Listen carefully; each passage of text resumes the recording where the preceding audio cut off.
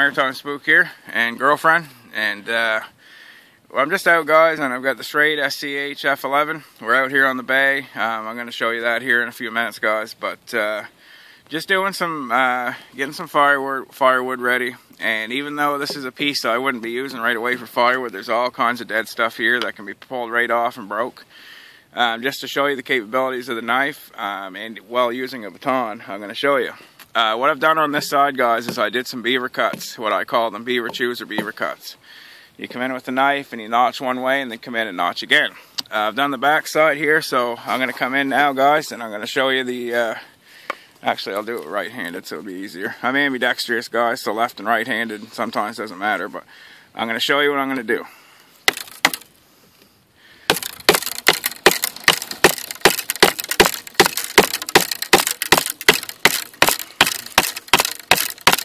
Okay, so I'll put a notch in like this, and then I'm going to want to come around. That's just kind of too hard to do with my other hand, and I'm going to want to come up, and I'm going to want to unnotch where I just put the notch into from the bottom.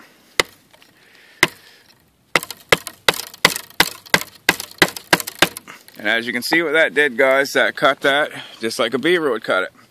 Now, there's another couple different ways you could take this and break it off, but just for the fact that we're trying out the batoning of the knife, I'll use the knife to cut it off. But we've weakened this larger branch so much, we could probably just, well, it will break right off. But for your last cut here, guys, just for an easier way to do it on the camera angle, I'm going to show you this way. And with this recurve, let me get this piece out of the way.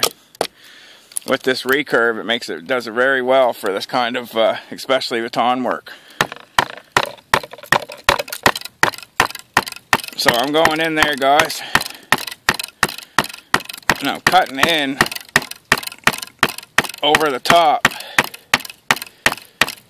of where I was. And now I'm going to want to come in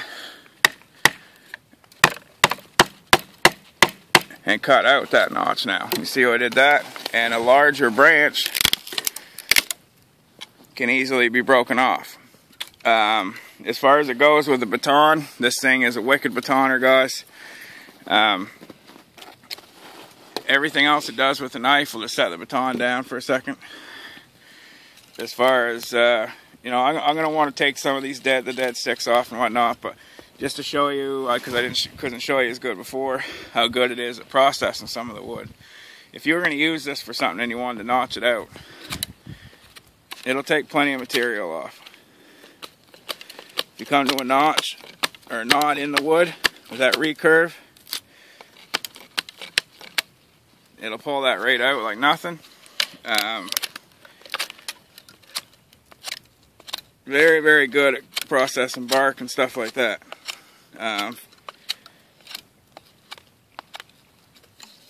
Very, very stout knife. Perfect batoner, guys. Easiest way to show you that was kind of what I just did, because that's my technique that I like. I like to get in there and do the beaver chews. Go around a bigger piece. And then once you get back to the end, most of the time, I showed you that for that reason. But most of the time, after you've done 3 or 4 chews, you can actually break it right off with your hand. But basically all I'm doing here, guys, is we're getting the firewood. But most of the stuff you can come along and break right off with your hand. But I will, and as you can see, another thing too, guys, this is how I prefer to wear the knife as well. I've got it on a bungee cord. I've got it strapped right in. When you have a jacket on, get these out of the way, I guess. When you have a jacket on, it's out of the way. I mean, if you're moving from campsite to another spot, it's not, you know, people's view to see. And when you're out, it's easy to get at and easy to put back in. You have no trouble either hand. You could pull it out with that one, but with on the bungee, I wouldn't recommend it so much. But very, very good, you know, like I said, at the notching. Really, really like it for that, guys. You can see is the recurve. You just give it, I'll give it another couple of shots here, but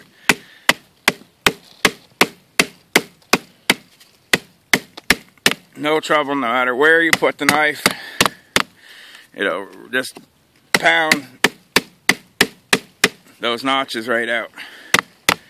So what this is going to mean for you guys is when you've got this knife out and you've got bigger wood, if you did get stuck with it, as you can see that there,